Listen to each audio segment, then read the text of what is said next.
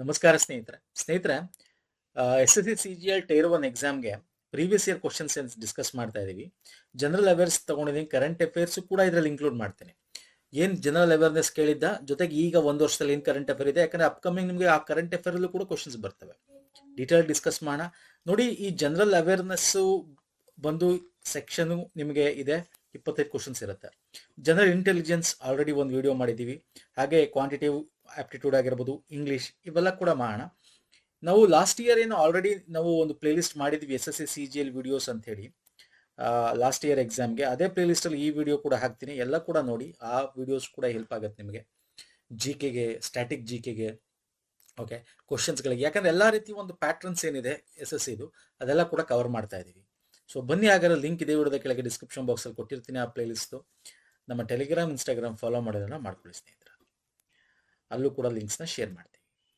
And ನಿಮ್ಗೆ ಗೊತ್ತಿದೆ, ಕನ್ನಡ ಮತ್ತು ಇಂಗ್ಲೀಷ್, ಹಿಂದಿ ಮತ್ತು ಕನ್ನಡದಲ್ಲಿ, ಇಂಗ್ಲೀಷ್ ಮತ್ತು ಹಿಂದಿಲಿ ಕೇಳೋ ಕ್ವಶನ್ಸ್ಗಳು. ಹಾಗಾಗಿ ನಾನು ಇಂಗ್ಲೀಷಲ್ಲಿ ತೊಗೊಂಡಿದ್ದೀನಿ.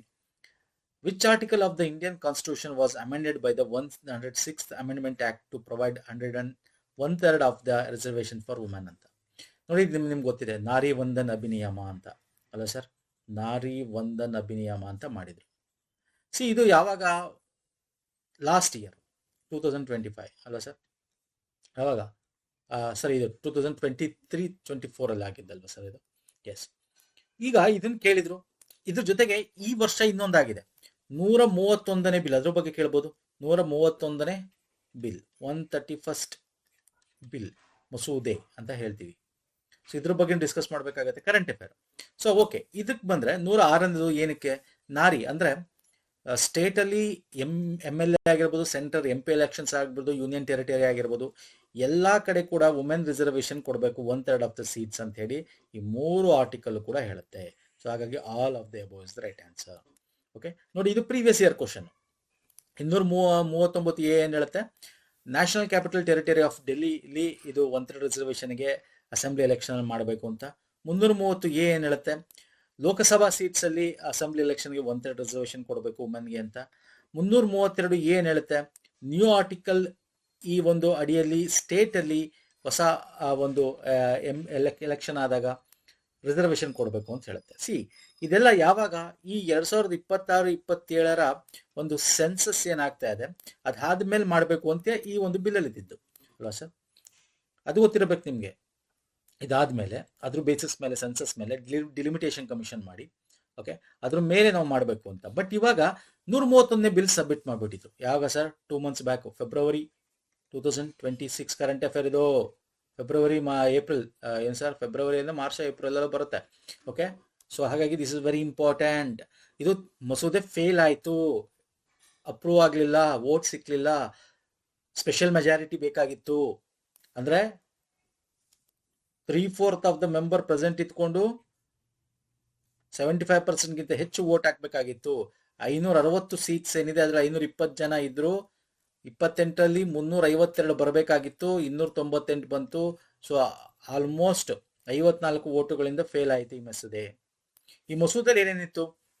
ಒಂದು, ಈ ಮಸೂದೆಯಲ್ಲಿ ಯಾವ ಯಾವ ವಿಧಿಗಳಿಗೆ ತಿದ್ದುಪಡಿ ಆಗ್ಬೇಕು ಅಂತಿತ್ತು. ಬೇಕಾದ್ರೆ ಇದೆಲ್ಲ ಎಕ್ಸಾಮ್ ಅಲ್ಲಿ ಕೇಳಬಹುದು. ಇದನ್ನ ಡೀಟೇಲ್ ಆಗಿ ಹೇಳ್ತೀವಿ, ಎಲ್ಲ ಕರೆಂಟ್ ಅಫೇರ್ ಡಿಸ್ಕಸ್ ಮಾಡಿದ್ವಿ ಸ್ನೇಹಿತರೆ.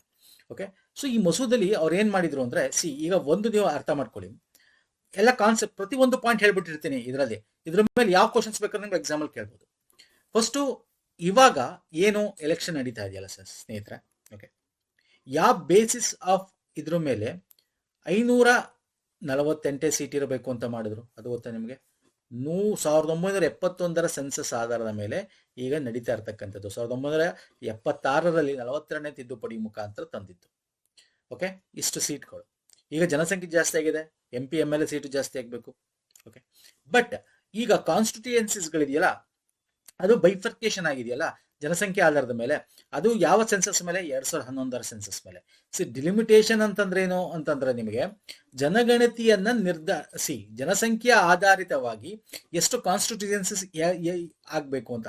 ಈಗ ಒಂದು ದೊಡ್ಡ ಕಾನ್ಸ್ಟಿಟ್ಯೂಯೆನ್ಸಿ ಇದ್ರೆ ಅದನ್ನ 2 ಮಾಡ್ಬಿಟ್ಟು ಅರ್ಧ ಬೇರೆದಕ್ಕೆ, ಇನ್ನರ್ಧ ಬೇರೆದಕ್ಕೂ ಕೂಡ ಮಾಡಬಹುದು. ಈ ಬೇಸಿಸ್. ಬಟ್ ಸೀಟ್ ಅಷ್ಟೇ ಇರುತ್ತೆ. ಅದು 2011 ಸೆನ್ಸಸ್ ಪ್ರಕಾರ ಸೀಟ್ 548 ಇರಬೇಕು. ಸ್ಟೇಟ್ಗೆ ಇಷ್ಟೇ ಇರಬೇಕು. ನಮ್ಮ ಸ್ಟೇಟ್ ಅಲ್ಲಿ ಎಷ್ಟು? 240 ಎಷ್ಟಿದೆ? ಪಟ ಅಂತ ಹೇಳಬೇಕು, ಅಷ್ಟೇ ಇರಬೇಕು ಅಂತ ಯಾವ್ದ್ರ ಸೆನ್ಸಸ್ ಮೇಲೆ ಮಾಡಿದ್ರು 1971 ಅಲ್ಲಿ.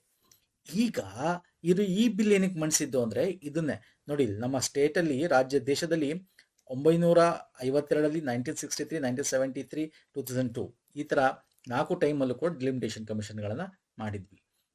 ಈಗ ಈ ಬಿಲ್ ಏನ್ ಹೇಳುತ್ತೆ ಗೊತ್ತಾ ನೋಡಿ, this is the very important. ಈ ಒಂದು 103ನೇ ತಿದ್ದುಪಡಿ 6ನೇ ತಿದ್ದುಪಡಿ ಕಾಯ್ದೆ ಏನಿದೆ, ಅಮೆಂಡ್ಮೆಂಟ್ ಆಕ್ಟ್, ಇದು ಕಾಯ್ದೆ ಯಾಕಾಯ್ತು? ಅಪ್ರೂವ್ ಆಗಿತ್ತು. ಇದು ಕಾಯ್ದೆ ಆಗ್ಲಿಲ್ಲ. ಯಾಕಾಗ್ತಾ ಇಲ್ಲ ಅಂದ್ರೆ ಮಸೂದೆ ಇದು ಫೇಲ್ ಆಯ್ತು. This bill failed in the parliament. ಹಾಗಾಗಿ ಇದು ಆಕ್ಟ್ ಆಗ್ಲಿಲ್ಲ. ಓಕೆ, ಸೊ ಇದ್ರಲ್ಲಿ ಏನ್ ಹೇಳ್ತೆ ಗೊತ್ತಾ, ಇವ್ರು ಏನ್ ಮಾಡಿದ್ರು, 2006-7 ಡಿಲಿಮಿಟೇಷನ್ ಕಮಿಷನ್ ಸೆನ್ಸಸ್ ಆದ್ಮೇಲೆ ಮಾಡ್ಬೇಕು ಅಂತ ಏನ್ ಅನ್ಕೊಂಡಿದ್ರು, ಅದನ್ನ ಅವರು ಮೊದ್ಲೇ ತಂದ್ಬಿಡ್ತಾನ ಅಂತ. ಅಂದ್ರೆ ಈಗ 2011 ಸೆನ್ಸಸ್ ಆಗಿರೋದಲ್ವಾ, ಆ ಬೇಸಿಸ್ ಮೇಲೆ ನಾವು ಏನ್ ಮಾಡೋಣ, ರಿಆರ್ಗನೈಸ್ ಮಾಡೋಣ, ಸೀಟ್ಸ್ಗಳನ್ನ ಮಾಡಿ 1/3 ಆಫ್ ದ ಸೀಟ್ಸ್ ನ ವುಮನ್ಗೆ ಕೊಟ್ಬಿಡೋಣ. ಅಂದ್ರೆ 2026-27 ಏನು ಸೆನ್ಸಸ್ ಆಗಿ ಮುಗಿಯುತ್ತೆ, ಮೊದಲ ಡಿಜಿಟಲ್ ಸೆನ್ಸಸ್, ಆ ಬೇಸಿಸ್ ಬೇಡ ಅಂತ ಈ ಬಿಲ್ ತಂದಿದ್ರು. ಓಕೆ, ಈ ಬಿಲ್ಲಲ್ಲಿ ಇನ್ನೊಂದಿತ್ತು, ಈ ಡಿಲಿಮಿಟೇಷನ್ ಕಮಿಷನ್ ಅಲ್ಲಿ ಯಾರ್ಯಾರು ಇರಬೇಕು ಕಮಿಷನ್ ಒಳಗೆ, ಆ ಒಂದು ಸಮಿತಿ ಒಳಗೆ ಅನ್ನೋದು ಕೂಡ ಇತ್ತು. ಅದನ್ನು ಕೂಡ ಹೇಳ್ತೀನಿ ನಾನು ನಿಮಗೆ. ಈ 1/3 ಅಥವಾ 33% ರಿಸರ್ವೇಶನ್ ಏನಿದೆ, ಇದನ್ನ 2011 ಸೆನ್ಸಸ್ ಮುಖಾಂತರ ಮಾಡೋಣ ಅಂತ ಹೇಳ್ಕೊಂಡಿದ್ರು. ಮತ್ತೆ ಇಲ್ಲಿ ದಕ್ಷಿಣದ ರಾಜ್ಯಗಳಿಗೆ, ಸೌತ್ ಸ್ಟೇಟ್ಸ್ಗೆ ಏನಾಗುತ್ತೆ, ನ್ಯಾಯ ಸಿಗ್ತಿರ್ಲಿಲ್ಲ. ಯಾಕಂದ್ರೆ 543 ಅಥವಾ ಏನು ಸೀಟ್ಸ್ಗಳಿದೆ ಅದನ್ನ 850ಕ್ಕೆ ಏರಿಸಬೇಕು ಅಂತ ಏನಿದ್ದಾರೆ. ಅದ್ರಲ್ಲಿ ನೋಡೋದಾದ್ರೆ 850ರಲ್ಲಿ 815 ಸ್ಟೇಟ್ಸ್ಗಳಿರುತ್ತೆ, 335 ಯೂನಿಯನ್ ಟೆರಿಟರಿಗಳಿಗಿರುತ್ತೆ. ಆದ್ರೆ ಅದನ್ನ ನೋಡೋದಾದ್ರೆ ಇಲ್ಲಿ ನಮ್ಮ ಸ್ಟೇಟ್ ಏನಿದೆ, ಸೌತ್ ಸ್ಟೇಟ್ಸ್ಗಳಿಗೆ ಆ ಸೀಟ್ಸ್ಗಳು ಕಮ್ಮಿ ಆಗ್ತಾ ಇದೆ ಪರ್ಸೆಂಟೇಜ್ ವೈಸು. ಓಕೆ, ನಾವು ಈ ಪರ್ಸೆಂಟೇಜ್ ವೈಸ್ ಹೇಳ್ತಾ ಇದ್ದೀನಿ. ಅದೇ ನಾರ್ತ್ ಸ್ಟೇಟ್ಸ್ಗೆ ಇನ್ಕ್ರೀಸ್ ಆಗುತ್ತೆ, ಯಾಕಂದ್ರೆ ಜನಸಂಖ್ಯೆ ಜಾಸ್ತಿ ಇದೆ ಅವರಲ್ಲಿ, ನಾವು ಕಂಟ್ರೋಲ್ ಮಾಡಿದ್ದೀವಿ. ಅಂದ್ರೆ ಈ ಹೆಚ್ಚು ಸೀಟ್ಸ್ ಏನಿದೆ, 266ಕ್ಕಿಂತ ಹೆಚ್ಚು ಸೀಟ್ಸ್ ಏನಿದೆ, ಅದರಲ್ಲಿ 200 ನಿಮಗೆ ನಾರ್ತ್ ಇಂಡಿಯಾದಲ್ಲೇ ಇದೆ, ಸೌತ್ ಇಂಡಿಯಾದಲ್ಲಿ ಬರೋ 66 ಆಗುತ್ತೆ. ಇದು ಲಾಸ್ ಆಗುತ್ತೆ ಅಂತ ಹೇಳಿ ಈ ಬಿಲ್ ಯಾರು ವೋಟ್ ಹಾಕ್ಲಿಲ್ಲ. ಮೋಸ್ಟ್ ಆಫ್ ದ ಅಪೋಸಿಷನ್ ಪಾರ್ಟೀಸ್ಗಳು ವೋಟ್ ಹಾಕ್ಲಿಲ್ಲ. ಹಂಗಾಗಿ ಇದು ಫೇಲ್ ಆಯ್ತು. ಇಲ್ಲಿ ಯಾವ್ದೊಂದು ತಿದ್ದುಪಡಿ ತರಬೇಕಾಯ್ತು, ಬೇಕಾದ್ರೆ ಎಕ್ಸಾಮ್ ಅಲ್ಲಿ ನಿಮ್ಗೆ ಅದನ್ನು ಕೇಳಬಹುದು. ಇಲ್ಲಿ ಇಂಪಾರ್ಟೆಂಟ್ ಆಗಿ 3 ಇದನ್ನ, ಅಂದ್ರೆ ಆಲ್ರೆಡಿ 334A ಇತ್ತಲ್ಲ, ಅದೊಂದು ತಿದ್ದುಪಡಿ ಮಾಡಬೇಕು ಅಂತ. ಓಕೆ, 334 ಏನ್ ಹೇಳುತ್ತೆ 334 ಫಟಾಫಟ್ ಅಂತ ನೀವು ಕಮೆಂಟ್ ಮಾಡ್ಬೇಕು ಸ್ನೇಹಿತರೆ, ಏನ್ ಹೇಳುತ್ತೆ.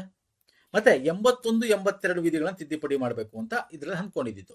ಈ 82ನೇ ವಿಧಿ ಇದೆಯಲ್ಲ, ದಿಸ್ ಇಸ್ ವೆರಿ ಇಂಪಾರ್ಟೆಂಟ್. ಏನು, ಈ ಡಿಲಿಮಿಟೇಷನ್ ಕಮಿಷನ್ ಏನು ಮಾಡ್ತೀವಿ, ಅದು 2026ರಲ್ಲ, ಅದಕ್ಕಿಂತ ಮುಂಚೆ ಯಾವ್ದಾಗಿತ್ತು ಸೆನ್ಸಸ್, ಅದ್ರ ಪ್ರಕಾರ ಮಾಡಬೇಕು ಅಂತ ಹೇಳ್ತಕ್ಕಂಥದ್ದು. ಅರ್ಥ ಆಗ್ತಿದೆಯಲ್ಲ. ಮತ್ತೆ ಮಹಿಳೆಯರಿಗೆ 1/3 ಆಫ್ ದ ಸೀಟ್ಸ್ ಅಥವಾ 33% ರಿಸರ್ವೇಶನ್ ಏನ್ ಕೊಡಬೇಕು ಅನ್ಕೊಂಡಿದ್ರು, ಅದು ಈ ಒಂದು ಹಿಂದಿನ ಒಂದು ಏನಿದೆ ಸೆನ್ಸಸ್ ಇದೆಯಲ್ಲ, ತಕ್ಷಣದಿಂದ ಜಾರಿ ಬರಬೇಕು ಅಂತ. ಅಂದ್ರೆ ಲಾಸ್ಟ್ 106ನೇ ತಿದ್ದುಪಡಿ ಏನಾಗಿತ್ತು, ಈ 33% ರಿಸರ್ವೇಶನ್ ಸೆನ್ಸಸ್ ಆಗಿ, ಓಕೆ, ಡಿಲಿಮಿಟೇಷನ್ ಕಮಿಷನ್ ಆಗಿ ಆಮೇಲೆ ಕೊಡ್ಬೇಕು ಅಂತ ಏನಿದ್ನಲ್ಲ, ಅದು ಬೇಡ. 2011 ಪ್ರಕಾರನೇ ಏನ್ ಮಾಡ್ಬೇಕು ಅಂದ್ಕೊಂಡಿದ್ರೆ 82 ಆರ್ಟಿಕಲ್ ನ ತಿದ್ದುಪಡಿ ಮಾಡಿ, ಅದಾದ್ಮೇಲೆ 334 ತಿದ್ದುಪಡಿ ತಕ್ಷಣದಿಂದ ಜಾರಿಗೆ ಬರಬೇಕು. ಅಂದ್ರೆ ಈಗ ನೆಕ್ಸ್ಟ್ ಯಾವ್ದಾದ್ರು ಎಲೆಕ್ಷನ್ಸ್ ಆದ್ರೆ, ಓಕೆ, ಈಗ ಅದು ಪಾರ್ಲಿಮೆಂಟ್ ಆಗ್ಲಿ ಸ್ಟೇಟ್ ಆಗ್ಲಿ ಆದ್ರೆ ಅಲ್ಲಿ ತಕ್ಷಣ ತರಬೇಕು ಅಂತ ಮಾಡಿದ್ರು. ಈಗ ಅದು ಫೇಲ್ ಆಯ್ತು. ಸೊ ಹಾಗಾಗಿ ಈ ಆರ್ಟಿಕಲ್ ಎಲ್ಲ ತುಂಬಾ ಇಂಪಾರ್ಟೆಂಟ್ ಆಗುತ್ತೆ ಸ್ನೇಹಿತರೆ. ಓಕೆ, ನಾನು ಇದೆಲ್ಲ ಕೊಟ್ಟಿದ್ದೀನಿ. ಮತ್ತೆ ಡಿಲಿಮಿಟೇಷನ್ ಕಮಿಷನ್ ಬಗ್ಗೆ ನಾನು ಮಾತಾಡ್ತಾ ಇದ್ದೆ. ಸೊ ಅದರಲ್ಲಿ ಅಧ್ಯಕ್ಷರು ಸರ್ವೋಚ್ಚ ನ್ಯಾಯಾಲಯದ ನ್ಯಾಯಾಧೀಶರು ಅಥವಾ ನಿವೃತ್ತಿ ಹೊಂದಿರತಕ್ಕಂಥವರು ಆಗಿರ್ತಾರೆ. ಸದಸ್ಯರಾಗಿ ಮುಖ್ಯ ಚುನಾವಣಾ ಆಯುಕ್ತರು ಇರುತ್ತೆ. ಮತ್ತೆ ಆ ರಾಜ್ಯದಲ್ಲಾದ ಆ ರಾಜ್ಯದ ಚುನಾವಣಾ ಆಯುಕ್ತರು ಒಟ್ಟು 1+1+1 ಇರ್ತಾರೆ, 3 ಜನ. ಜೊತೆಗೆ ಆ ರಾಜ್ಯದಲ್ಲಿ 5 ಸಂಸದರು ಮತ್ತು 5 ಶಾಸಕರು ಕೂಡ ಇರ್ತಾರೆ, 10 ಜನ ಸದಸ್ಯರ ಮೆಂಬರ್ಸ್ ಕೂಡ ಇರ್ತಾರೆ. ಆದ್ರೆ ಅವ್ರಿಗೆ ವೋಟಿಂಗ್ ಹಕ್ಕಿರಲ್ಲ. ವೋಟಿಂಗ್ ಈ 3 ಜನಕ್ಕೆ ಮಾತ್ರ ಹಕ್ಕಿರುತ್ತೆ. ಸರ್ವೋಚ್ಚ ನ್ಯಾಯಾಲಯದ ನ್ಯಾಯಾಧೀಶರು ಅಥವಾ ನಿವೃತ್ತ ನ್ಯಾಯಾಧೀಶರು, ಸೇವಾ ಸಲ್ಲಿತ ನ್ಯಾಯಾಧೀಶರು, ಯಾರಲ್ಲ ಒಬ್ಬರಾರು ಆಗಿರ್ಬೋದು. ಮತ್ತೆ ಮುಖ್ಯ ಚುನಾವಣಾ ಆಯುಕ್ತರು ಅಂದ್ರೆ ಚೀಫ್ ಒಂದು ಎಲೆಕ್ಷನ್ ಕಮಿಷನರ್ ಏನಿದ್ದಾರೆ ಇಂಡಿಯಾರು. ಮತ್ತೆ ಈಗ ಕರ್ನಾಟಕ ಹೇಳಿದ್ರೆ ಆ ಕರ್ನಾಟಕ ರಾಜ್ಯದ ಚುನಾವಣಾ ಆಯುಕ್ತರು ಇರ್ತಾರೆ. ಅರ್ಥ ಆಗ್ತಿದೆಯಲ್ಲ. This is very important. ನೋಡಿ, ಡೀಟೇಲ್ ಆಗಿ ನಾನು ಕರೆಂಟ್ ಅಫೇರ್ ಡಿಸ್ಕಸ್ ಮಾಡಿದ್ದೀನಿ. ವುಮೆನ್ ರಿಸರ್ವೇಶನ್ ಬಗ್ಗೆ ನಾವು ತುಂಬಾ ಡೀಟೇಲ್ ಹೋಗ್ಬೋದು ಸ್ನೇಹಿತರೆ. ಇವಾಗಿದೆ ಎಷ್ಟು ಪರ್ಸೆಂಟ್ ಇದೆ ಇವಾಗ ನೋಡಿ. ಲಾಸ್ಟ್ ನೀವು ನೋಡೋದಾದ್ರೆ 13-14% ಆಲ್ರೆಡಿ ಇದೆ. ಓಕೆ, ನೀವು ಈ ರಿಸರ್ವೇಶನ್ ತರೋ ನೆಸಿಟಿನೇ ಇಲ್ಲ. ಓಕೆ, ನೀವು ಏನ್ ಮಾಡ್ಬೇಕು, ರಿಸರ್ವೇಶನ್ ಬದಲು ಹೆಚ್ಚು ಮಹಿಳೆಯರಿಗೆ ಆದ್ಯತೆ ಕೊಟ್ಟಿದ್ರೆ ಆಗ್ತಾ. ಈಗ ಆಲ್ರೆಡಿ 15%, 33% ಅಲ್ಲಿ ಆಲ್ಮೋಸ್ಟ್ ಇದೀವಿ ನಾವು ಅಲ್ವಾ. ಸೊ ಆ ತರ ನೋಡೋದಾದ್ರೆ ಇನ್ನು ಅರ್ಥ ಕೊಡಬೇಕಾಗಿತ್ತು ಅಷ್ಟೇ. ಇನ್ನು ಪಾರ್ಟಿ ವೈಸ್ ನೋಡೋದಾದ್ರೆ TMC ಪರವಾಗಿಲ್ಲ, ಅವರು 40 ಜನ ಅಂದ್ರೆ ಜಾಸ್ತಿ ಜನ ಮಹಿಳಾ MP ಗಳು TMC ಇಂದ ಆಗಿದ್ದಾರೆ, JDU ಇಂದ ಕೂಡ ಆಗಿದ್ದಾರೆ, ಕಾಂಗ್ರೆಸ್ ಇಂದ ಕೂಡ ಆಗಿದ್ದಾರೆ, ಭಾರತೀಯ ಜನತಾ ಪಾರ್ಟಿಯಲ್ಲಿದೆ, ಇಲ್ಲಿದೆ ನೋಡಿ. ಓಕೆ, ಈ ತರ ನೋಡ್ರೆ TMC ಬೆಸ್ಟ್ ಅನ್ಸುತ್ತೆ. ಓಕೆ, ಈ ಮಹಿಳೆಯರಿಗೆ ಹೆಚ್ಚು ಆದ್ಯತೆ ಕೊಟ್ಟಿದ್ದಾರೆ. ಓಕೆ, ಇನ್ನು ಮೆಜಾರಿಟಿ ಬಂದು ಸಿಂಪಲ್ ಮೆಜಾರಿಟಿ ಇರುತ್ತೆ, ಅದರ ಮೆಜಾರಿಟಿ ಮತ್ತೆ ಇರುತ್ತೆ. ಸೊ ಇದ್ರ ಬಗ್ಗೆ ನಾನು ಈಗ ಡಿಸ್ಕಸ್ ಮಾಡಕ್ ಹೋಗಲ್ಲ ತುಂಬಾ ಡೀಟೇಲ್ ಆಗಿ, ಆ ಕ್ವಶನ್ ತಗೊಂಡಾಗ ಡಿಸ್ಕಸ್ ಮಾಡ್ತೇನೆ. ನೆಕ್ಸ್ಟ್ ಬರ್ತೀನಿ ನೋಡಿ. Under the Indus water treaty India has unrestricted rights over the which sets of reverse. ನೋಡಿ, ಇಂಡಸ್ ವಾಟರ್ ಟ್ರೀಟಿ, ಸಿಂಧೂ ನದಿ ಒಪ್ಪಂದ ಏನಿದೆ, ಸಿಂಧೂರ ಆಪರೇಷನ್ ಸಿಂಧೂರ ಲಾಸ್ಟ್ ಇಯರ್ ಆಯ್ತು, ಹಂಗ ಅದಾಗಿ ಕೇಳಿದ್ದಾನೆ. ಅದರಲ್ಲಿ ಪಶ್ಚಿಮ ವೆಸ್ಟ್ ಫ್ಲೋಯಿಂಗ್ ರಿವರ್, ಪಶ್ಚಿಮದ ಹರಿವ ಇದು, ಮತ್ತೆ ಈಸ್ಟ್ ಫ್ಲೋಯಿಂಗ್ ರಿವರ್ ಅಂತ ಡಿವೈಡ್ ಮಾಡ್ತೀವಿ. ಇವ್ರಿಗೆ 3, ಇವ್ರಿಗೆ ಮಾಡ್ತೇವೆ ಸಿಂಧು ಅಲ್ವಾ. ಅದರಲ್ಲಿ ಈಸ್ಟ್ ಫ್ಲೋಯಿಂಗ್ ರಿವರ್ ಬಂದು ಇಂಡಿಯಾಗೆ ಯಾವ್ದು ರಾವಿ, ಬಿಯಾಸ್, ಸಟ್ಲೇಜ್ ಅಲ್ವಾ ಸರ್, ಕರೆಕ್ಟಾ? ರಾವಿ, ಬಿಯಾಸ್, ಸಟ್ಲೇಜ್, ಎಸ್. ನಾನು ನಿಮಗೆ ಇಂಡಸ್, ಜೇಲಂ, ಚೆನಾಬ್ ಪಾಕಿಸ್ತಾನಕ್ಕೆ. ಸೊ ಇದಕ್ಕೆ ಮೇನ್ ಡಿಫ್ರೆನ್ಸ್ ಏನು? ಸಿ, ನಮ್ಮ ಈ ಒಂದು ಈಸ್ಟ್ ರಿವರ್ ಇದೆಯಲ್ಲ, ಈ ಒಂದು ಈಸ್ಟ್ ರಿವರ್, ಓಕೆ ಇಲ್ಲಿದೆ ನೋಡಿ, ಈ ಒಂದು ಸಟ್ಲೇಜು, ಬಿಯಾಸ್, ರಾವಿ ಏನಿದೆ, ಈ 3 ಈಸ್ಟ್ ರಿವರ್ ಏನಿದೆ, ಇದ್ರಲ್ಲಿ ನಾವು ಏನ್ ಬೇಕಾದ್ರೂ ಮಾಡ್ಕೋಬಹುದು. ಕುಡಿಯೋ ನೀರಿಂದ ಹಿಡ್ದು, ಇರಿಗೇಷನ್ ಇಂದ ಹಿಡ್ದು, ಓಕೆ, ವ್ಯವಸಾಯಕ್ಕೆ ಮತ್ತೆ ಎಲ್ಲದಕ್ಕೂ ಕೂಡ ಯುಟಿಲೈಸ್ ಮಾಡಬಹುದು. ಈ ವೆಸ್ಟ್ ಫ್ಲೋಯಿಂಗ್ ರಿವರ್ ಇದೆಯಲ್ಲ, ಚೇನಾಬ್, ಜೇಲಂ, ಇಂಡಸ್, ಓಕೆ, ಸಿಂಧು, ಇದನ್ನ ಪಾಕಿಸ್ತಾನಕ್ಕೆ ಬಿಟ್ಟಿದೀವಿ. ಅಂದ್ರೆ ನಾವೇನು ಮಾಡೋಕ್ಕಾಗಲ್ಲ, ನಮ್ಮ ಭಾರತದಲ್ಲಿ ಆ ರೀತಿ ಎಲ್ಲ ಮಾಡ್ಬೋದು. ಏನ್ ಮಾಡ್ಬೋದು ಅಂತಂದ್ರೆ, ಅದರ ಮೇಲೆ ನಾವು just river, run of the river hydro power generation ಮಾಡ್ಬೋದು. ಅಂದ್ರೆ ಡ್ಯಾಮ್ ಕಟ್ಟಿ ಅಲ್ಲ, ಚೆಕ್ ಡ್ಯಾಮ್ಗಳನ್ನ, ಸಣ್ಣದಾದ ಚೆಕ್ ಡ್ಯಾಮ್ ಅಂತೀವಲ್ಲ, ಅದನ್ನ ಬೇಕಾದ್ರೆ ಕಟ್ಟಿ ರನ್ ಆಫ್ ದ ರಿವರ್ ಹರಿತಾ ಇದ್ದಂಗೆನೆ ನಾವು ವಿದ್ಯುತ್ ಅನ್ನ ಉತ್ಪಾದನೆ ಮಾಡ್ತಕ್ಕಂಥದ್ದು, ಅದನ್ನ run of river hydro power project ಅಂತ ಕರಿತೀವಿ. ನೋಡಿ, ಇದು ಕೂಡ ಕರೆಂಟ್ ಅಫೇರ್ ಇತ್ತು. ಯಾಕೆ ಕರೆಂಟ್ ಅಫೇರ್ ಇತ್ತು ಅಂದ್ರೆ ನೋಡಿ, ಸವಲ್ಕೋಟ್ ಜಲ ವಿದ್ಯುತ್ ಯೋಜನೆ ಬೇಕಾದ್ರೆ ಎಕ್ಸಾಂಪಲ್ ಕೇಳ್ಬೋದು. ಸವಲ್ಕೋಟ್ ಹೈಡಲ್ ಪ್ರಾಜೆಕ್ಟ್ ಯಾಕೆಂದ್ರೆ ಇದು ಸುದ್ದಿಯಲ್ಲಿತ್ತು. ಯಾಕೆಂದ್ರೆ 1856 megawatt run of the river hydro project ನಾವು ಚೆನಾಬ್ ರಿವರ್ ಮೇಲೆ ಜಮ್ಮು ಕಾಶ್ಮೀರದಲ್ಲಿ ಕೈಗೆತ್ಕೊಂಡಿದ್ದೀವಿ. ಆಕ್ಚುಲಿ ಇದು ಒಂದು 30 ವರ್ಷದಿಂದನೇ ಸ್ಟಾರ್ಟ್ ಆಗಬೇಕಾಗಿತ್ತು, ನಾವು ಮಾಡಿರಲಿಲ್ಲ. ಯಾಕಂದ್ರೆ ಇದು ಬಂದು ಚೆನಾಬ್ ರಿವರ್ ಯಾವುದಕ್ಕೆ, ವೆಸ್ಟ್ ಫ್ಲೋಯಿಂಗ್ ರಿವರ್ ಪಾಕಿಸ್ತಾನ ಅಂತೇಳಿ ನಾವು ಮಾಡಕ್ ಹೋಗಿರಲಿಲ್ಲ, ಬೇರೆ ಬೇರೆ ರೀತಿ ಕಾರಣದಿಂದ. ಇವಾಗ ಗೊತ್ತಿದೆ, ನಾವು ಅವ್ರಿಗೆ ನೀರು ಜಾಸ್ತಿ ಕೊಡಬಾರ್ದು ಅನ್ನೋದೆಲ್ಲ ಇದೆ, ನಾವು ಸಿಂಧು ಒಂದು ಒಪ್ಪಂದದಿಂದ ಹೊರಗೆ ಬಂದಿದ್ದೀವಿ ಅಂತೆಲ್ಲ. ಹಂಗಾಗಿ ಈ ಚೆನಾಬ್ ರಿವರ್ ಅಲ್ಲಿ run of the river project ಅಂತ ಹೇಳಿ largest, okay, it is the largest hydro power project in Jammu and Kashmir and biggest in north India. ಯಾವುದು ಸರ್? ಸವಲ್ಕೋಟ್ ಜಲ ವಿದ್ಯುತ್ ಯೋಜನೆ. ನೋಡಿ, ಇವೆಲ್ಲ ನಾವು ಈ ಒಂದು ಪ್ಲೇಸಸ್ ಇನ್ ನ್ಯೂಸ್ ಅಂತ ನಾವು ಒಂದು ವಿಡಿಯೋಸ್ ಮಾಡ್ತೀವಿ, ಸುದ್ದಿಯಲ್ಲಿರುವ ಸ್ಥಳಗಳು ಅಂತ, ಜಿಯೋಗ್ರಫಿ ರಿಲೇಟೆಡ್, ಅದರಲ್ಲೆಲ್ಲ ಕವರ್ ಮಾಡಿದ್ದೀನಿ ಸ್ನೇಹಿತರೆ. ಓಕೆ, ಸೊ ಇಲ್ಲಿ ಈ ಒಂದು ಕ್ವಶನ್ ಬಂದಿತ್ತಲ್ಲ, ಆ ಕ್ವಶನ್ ರಿಲೇಟೆಡ್ ಈ ವರ್ಷದಲ್ಲಿ ಏನು ಕರೆಂಟ್ ಅಫೇರ್ ಇದೆ ಅದನ್ನ ಇಲ್ಲಿ ಡಿಸ್ಕಸ್ ಮಾಡ್ತಾ ಇದ್ದೀನಿ. ನೆಕ್ಸ್ಟ್ ಬರ್ತೀನಿ. What is the name of world's longest expressway tunnel recently opened by China in the Xinjiang Uyghur autonomous region? ನೋಡಿ, ಈ ಥರದ ಕರೆಂಟ್ ಅಫೇರ್ಗಳು ಕೇಳ್ತೇನೆ. ನಾನು ಕರೆಂಟ್ ಅಫೇರ್ಗಳನ್ನ ನೋಡಬೇಕಾಗುತ್ತೆ ಲಾಸ್ಟ್ ಇಯರ್ದು. ಈ ಇಯರ್ದು 1 ಇಯರ್ ಲಾಸ್ಟ್ ಅಟ್ಲೀಸ್ಟ್ ಏಪ್ರಿಲ್ ಇಂದ ಮಾರ್ಚ್ ಇಂದ ಅಥವಾ ಜೂನ್ ಜುಲೈ ಇಂದ ಈ ವರ್ಷದ ತನಕ ನೋಡ್ಕೊಳ್ಳಿ. ಇದು ತಿನ್ಶಿಯಾ ನೋಡಿದ ತಕ್ಷಣ ಕಾರ್ಯಕ್ರಮ ಅಂತ ಅದರ ಸಿಲ್ಕ್ ರೂಟ್ ಎಕ್ಸ್ಪ್ರೆಸ್ ಟನಲ್ ಅಲ್ಲ, ತಿಯಾನ್ಶಾನ್ ಜಂಗ್ಲಿ ಟನಲ್ ಅಂತ ಇದೆಯಲ್ಲ, option C is the right answer.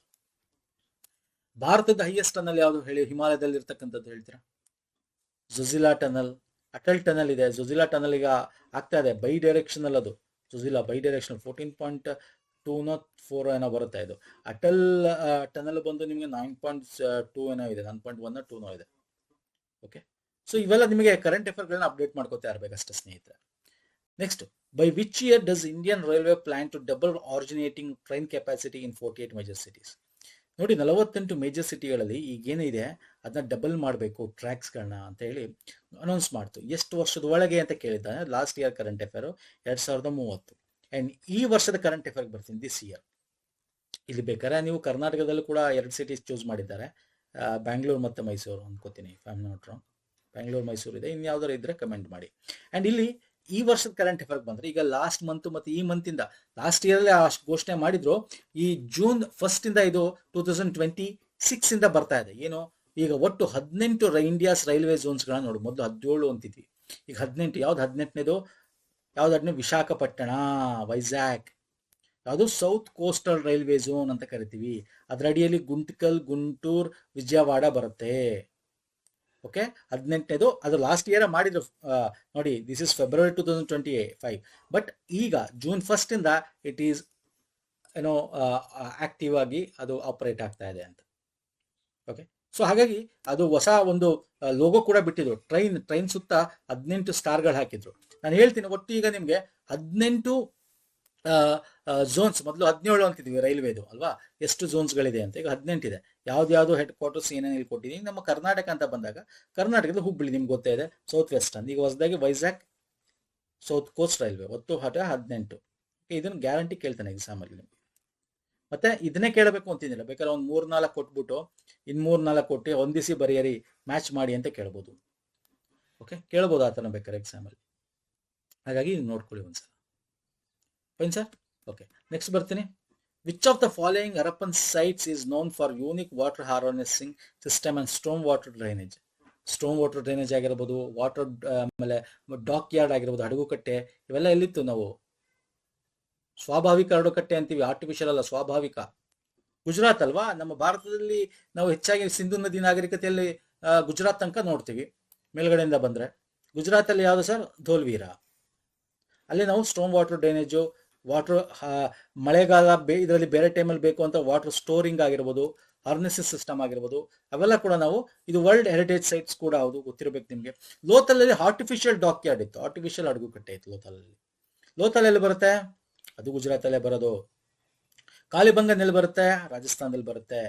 Okay, ಅಲ್ಲಿ ಅಗ್ರಿಕಲ್ಚರ್ ಫೀಲ್ಡ್ ನೋಡ್ತೀವಿ, ಅಲ್ಲಿ ಉತ್ತಿ ಉಳುಮೆ ಮಾಡ್ತಿರ್ತಕ್ಕಂಥ ಒಂದು ಕುರುಹುಗಳನ್ನ ನೋಡ್ತೀವಿ. ಬನ್ವಾಲಿ, ಇದು ಹರಿಯಾಣದಲ್ಲಿ ಬರುತ್ತೆ. ಟೆರ್ರಾಕೋಟಾ ಟಾಯ್ ಅಲ್ಲಿಂದ ನಾವು ನೋಡ್ತೀವಿ. ಓಕೆ, ನಾನು ಮ್ಯಾಪ್ ತೋರಿಸ್ತೀನಿ ನಿಮಗೆ. ಇಲ್ಲಿ ನೋಡ್ಬೋದು, ಇಲ್ಲಿ ನೋಡಿ ಲೋಥಾಲ್ ಇಲ್ಲಿದೆ, ನೋಡಿ ಲೋಥಾಲ್. ಓಕೆ, ಧೋಲ್ವೀರ ಇಲ್ಲಿದೆ, ಧೋಲ್ವೀರ ನೋಡಿ. ಧೋಲ್ವೀರ ಎಲ್ಲಿದೆ ಸರ್? ಇದು ಇಲ್ಲಿ ನೋಡ್ಬೋದು, ರನ್ ಆಫ್ ಕಚ್ ಅಲ್ಲಿ ಇದೆ ಅಲ್ವಾ? ರನ್ ಆಫ್ ಕಚ್ ಗುಜರಾತ್ನ ಅಲ್ವಾ ಸರ್? ಓಕೆ, ನೆಕ್ಸ್ಟ್ ನಾನು ನಿಮ್ಗೆ ಹೇಳಿದೆ ಬನ್ವಾಲಿ ನೋಡಿ ಇಲ್ಲಿದೆ. ಅರ್ಥ ಆಗ್ತಿದೆಯಲ್ಲ ನಾನು ಹೇಳ್ತಿರೋದು? ಮತ್ತೆ ಇದ್ರಲ್ಲಿ ಪ್ರಮುಖವಾಗಿ ಭಾರತದಲ್ಲಿರೋ ಸೈಟ್ಸ್ಗಳು ಮಾತ್ರ ತಿಳ್ಕೊಳ್ಳಿ ಹೆಚ್ಚಾಗಿ ಜಾಸ್ತಿ. ಹರಪ್ಪ ಮಹೇಂಜೋದಾರೋ ಫೇಮಸ್ಸು, ಅದನ್ನ ಯಾರು ಕಂಡುಹಿಡಿದ್ರು ಅಂತ ಇಲ್ಲೂ ಕೊಟ್ಟಿದ್ದೀನಿ. ಲೋಥಾಲ್ ಅದನ್ನ ಯಾರು ಕಂಡುಹಿಡಿದ್ರು, ಕಾಲಿಬಂಗನ್, ಧೋಲವೀರ ಯಾರು, ಬನ್ವಾಲಿ ಯಾರು, ಮೆಹರ್ಗಢ ಯಾರು, ಇದು ಏನೇನು ಇಲ್ಲಿ ಸಿಗ್ತಾ ಇತ್ತು ಅನ್ನೋದು ಕೂಡ ಒಂದಷ್ಟು ಇಂಪಾರ್ಟೆಂಟ್ ಕೊಟ್ಟಿದ್ದೀನಿ. ತುಂಬಾ ಇದೆ, ಆ ಥರದ ಲಿಸ್ಟ್ ಕೊಡಬೇಕು ಅಂದ್ರೆ ಮೋಸ್ಟ್ ಇಂಪಾರ್ಟೆಂಟ್ ಕೊಟ್ಟಿದ್ದೀನಿ ಇಲ್ಲಿ ನಾನು. ನಾವು ಕನ್ನಡದಲ್ಲಿ ಮಾಡಿದ್ದೀವಿ, ಕನ್ನಡದಲ್ಲಿ ಇತಿಹಾಸದ ಒಂದು ಪ್ಲೇಲಿಸ್ಟ್ಗೆ ಹೋದ್ರೆ ನಮ್ದು ಹಳೆಯದು ಅಲ್ಲಿ ನಿಮಗೆ ಸಿಗುತ್ತೆ. ಓಕೆ, ನಾನು ಇಂಗ್ಲೀಷಲ್ಲಿ ಯಾಕೆ ತಗೋತಾ ಇದ್ದೀನಿ ಅಂದರೆ this is English based exam ಆಗಿರೋದ್ರಿಂದ ಇಲ್ಲಿ ಎಕ್ಸ್ಪ್ಲನೇಷನ್ ಇಂಗ್ಲೀಷಲ್ಲಿ, ಅದರ್ವೈಸ್ ನಾನು ಎಕ್ಸ್ಪ್ಲನೇಷನ್ ನಿಮಗೆ ಕನ್ನಡದಲ್ಲಿ ಟೈಪ್ ಮಾಡಿ ತಗೋತಿದ್ದೆ. ಓಕೆ, ಬಟ್ ಇಂಗ್ಲೀಷಲ್ಲಿ ಇರೋದ್ರಿಂದ ಇಂಗ್ಲೀಷಲ್ಲೇ ಇರಲಿ ಅಂತ ಎಕ್ಸ್ಪ್ಲನೇಷನ್ ಕೂಡ ಇಂಗ್ಲೀಷಲ್ಲೇ ಇಡ್ತಾ ಇದ್ದೀನಿ ನಾನು ಇಲ್ಲಿ ಸ್ಲೈಡ್ಸ್ಗಳನ್ನ. Okay sir, yes. ನೆಕ್ಸ್ಟ್ ಹೋಗೋಣ ಬನ್ನಿ. The PM Pranam schemes aims to, ಏನು PM ಪ್ರಣಾಮ್ ಯಾವುದಕ್ಕೋಸ್ಕರ ಇರೋದು ಈ ಥರ ಕೇಳ್ತೇನೆ ನಿಮಗೆ. ಸ್ಕೀಮ್ಗೆ ಹಾಕೊಂಡು ನಾವು ಸ್ಕೀಮು ಕೂಡ ಮಾಡಿದ್ದೀವಿ, ನಮ್ಮ ಪ್ಲೇಲಿಸ್ಟಲ್ಲಿ ಸಿಗುತ್ತೆ ನಿಮಗೆ. ಡ್ಯಾಶ್ ಬೋರ್ಡ್ಸ್ಗಳು ಕೇಳ್ತಾನೆ, ಪ್ಲಾಟ್ಫಾರ್ಮ್ಸ್ಗಳು ಏನಕ್ಕೆ ಲಾಂಚ್ ಆಯಿತು, ಯಾವುದಕ್ಕೆ ಈ ಪ್ಲಾಟ್ಫಾರ್ಮ್ ಯಾವ ಪರ್ಪಸ್ಗೋಸ್ಕರ ಲಾಂಚ್ ಆಗಿತ್ತು ಅಂತ ಕೇಳ್ತಾನೆ.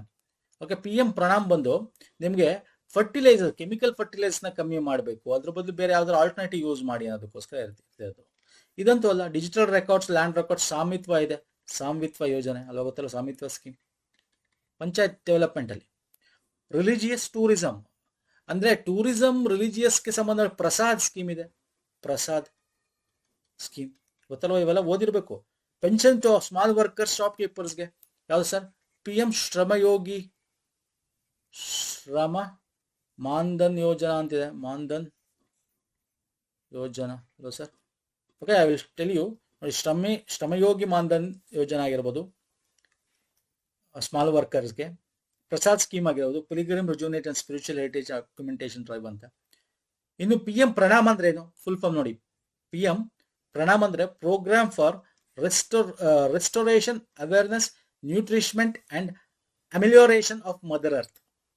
ಓಕೆ, ನಮ್ಮ ಮದರ್ ಅರ್ತ್, ನಮ್ಮ ತಾಯಿ ನೆಲವನ್ನು ಕಾಪಾಡಬೇಕು, ಅವೇರ್ನೆಸ್ ಮೂಡಿಸ್ಬೇಕು, ನ್ಯೂಟ್ರಿಷನ್ ಆಗಿರ್ಬೇಕು, ರಿಸ್ಟೋರ್ ಮಾಡಬೇಕು. ಅಂದ್ರೆ ಏನರ್ಥ ಇದು? ಕೆಮಿಕಲ್ ಫರ್ಟಿಲೈಸರ್ನ ಯೂಸ್ ಮಾಡಬೇಡಿ, ಆರ್ಗ್ಯಾನಿಕ್ ಬಯೋ ಫರ್ಟಿಲೈಸರ್ಸ್ಗಳನ್ನ ಯೂಸ್ ಮಾಡಿ ಅಂತ ಅರ್ಥ ಅಲ್ವಾ ಸರ್? ಸ್ಕೀಮ್ಸ್ ಬಗ್ಗೆ ನೋಡ್ಕೊಳ್ಳಿ ಸ್ನೇಹಿತರೆ. ಒನ್ ಆರ್ ಟೂ ಕೇಳ್ತಾನೆ, ಒಂದೊಂದ್ಸಲ ಒಂದೊಂದು ಶಿಫ್ಟ್ಗಳಲ್ಲಿ 3-4 ಕೇಳ್ಬೋದು.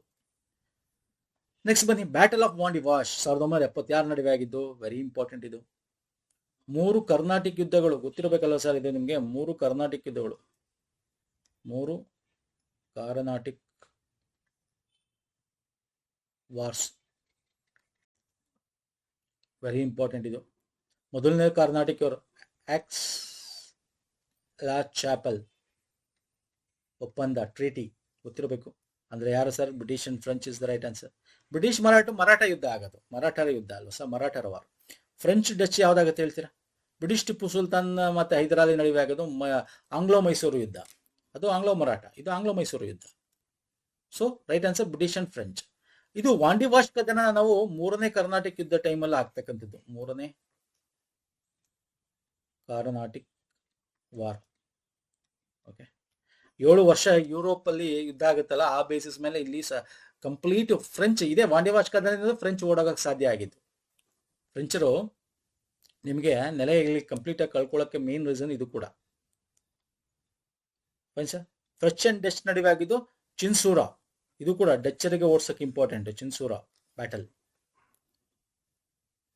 ಆಂಗ್ಲೋ ಮರಾಠ ನಿಮಗೆ ಬ್ರಿಟಿಷ್ ಮತ್ತೆ ಮರಾಠ, ಬ್ರಿಟಿಷ್ ಮತ್ತೆ ಟಿಪ್ಪು ಆಂಗ್ಲೋ ಮೈಸೂರು ನಿಮ್ಗೆ ಗೊತ್ತೇ ಇದೆ.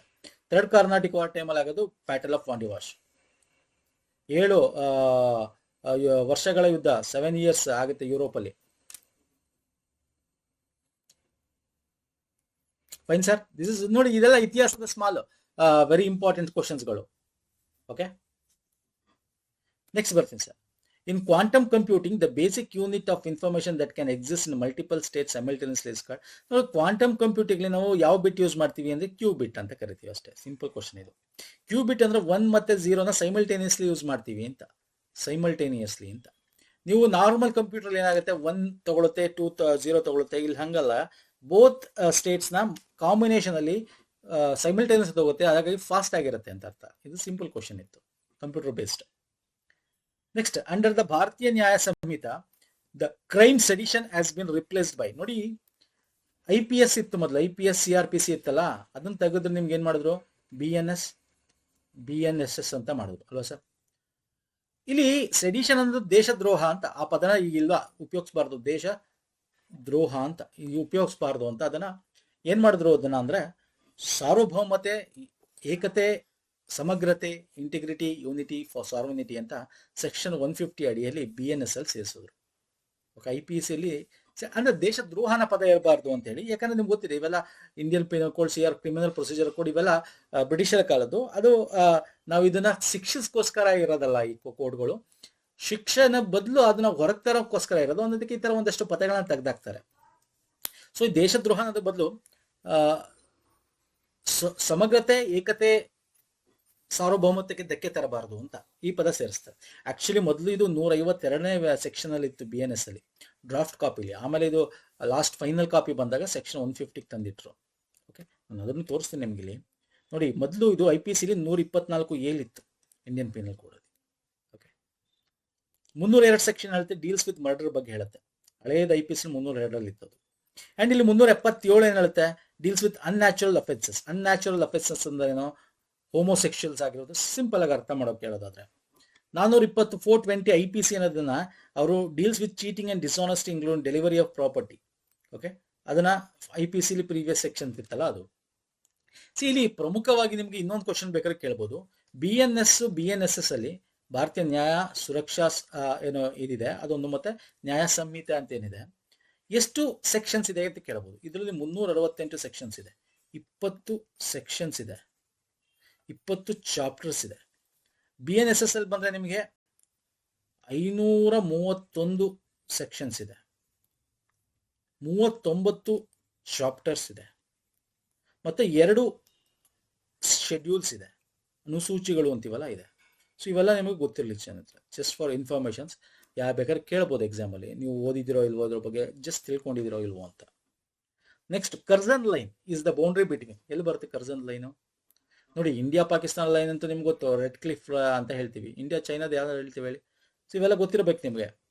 ಪೋಲ್ಯಾಂಡ್ ರಷ್ಯಾನಾ? Yes, Poland and Russia is the right answer. ನೋಡಿ, ಇವೆಲ್ಲ ಏನಾದ್ರು ನ್ಯೂಸ್ ಅಲ್ಲಿ ಇದ್ರೆ ಕೇಳ್ತೇನೆ ಅಷ್ಟೇ ಸ್ನೇಹಿತರೆ. Okay, North and South Korea ನಾವು 38th ಪ್ಯಾರಲ್ ಲೈನ್ ಅಂತ ಕರಿತೀವಿ. USA ಕೆನಡಾ 49 ಪ್ಯಾರಲ್ ಲೈನ್ ಅಂತ ಕರಿತೀವಿ. ಇವನ್ ಇಂಡಿಯಾ ಪಾಕಿಸ್ತಾನನು ಕೂಡ ನಾವು 24 ಪ್ಯಾರಲ್ ಲೈನ್ ಅಂತ ಕರಿತೀವಿ. ಎಲ್ಲಿ ಸರ್? ರನ್ ಆಫ್ ಕಚ್, ಗುಜರಾತ್ ಅಲ್ಲಿ 24 ಪ್ಯಾರಲ್ ಲೈನ್ ಅಂತ ಕರಿತೀವಿ. North Korea, south Korea 38 parallel line ಅಂತ ಕರಿತೀವಿ. ಲಾರ್ಡ್ ಕರ್ಜನ್ ಬಂದು Poland and Russia world war ಟೈಮಲ್ಲಿ 1 ಮತ್ತು 2 ಟೈಮಲ್ಲಿ ಅದನ್ನ ಅವರು ಒಂದು ಮಾರ್ಕಬಲ್ ಮಾಡ್ಕೊಂಡಿದ್ದು.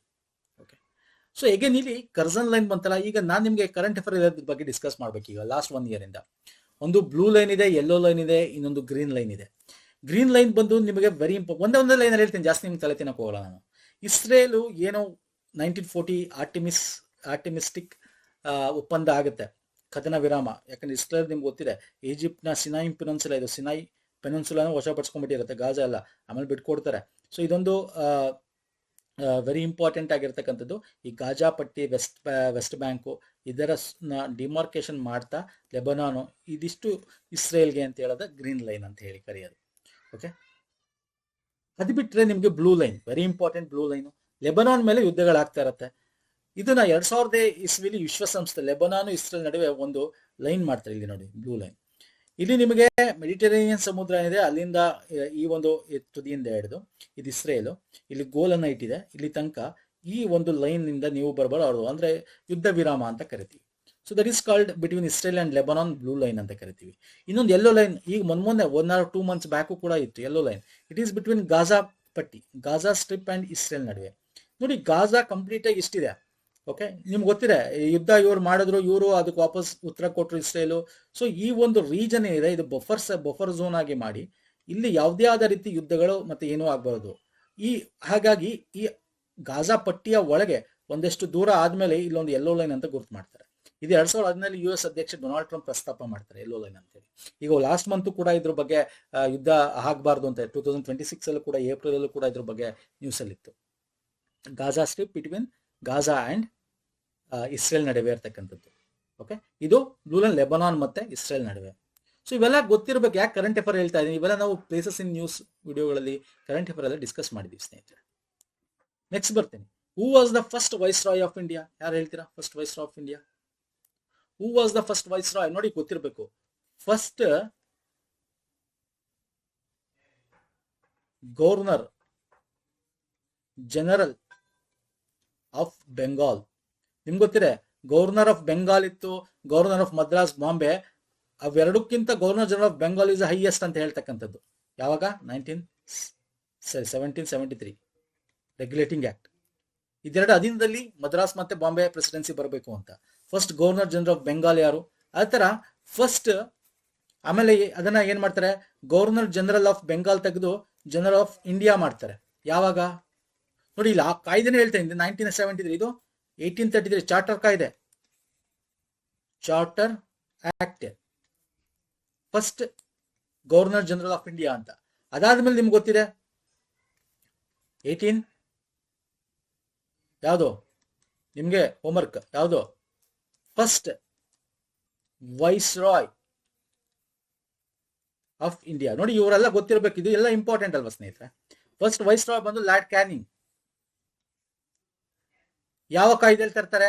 ಯಾವಾಗ ನೋಡಿ, 1857 1857 ಆಗತ್ತೆ ಅದು ಪ್ರಥಮ ಸ್ವತಂತ್ರ ಸಂಗ್ರಾಮ ಅಂತ ಕರಿತೀವಿ ಅಲ್ವಾ ಸರ್. ಅದಾದ್ಮೇಲೆ ಕಂಪ್ಲೀಟ್ ಏನಾಗುತ್ತೆ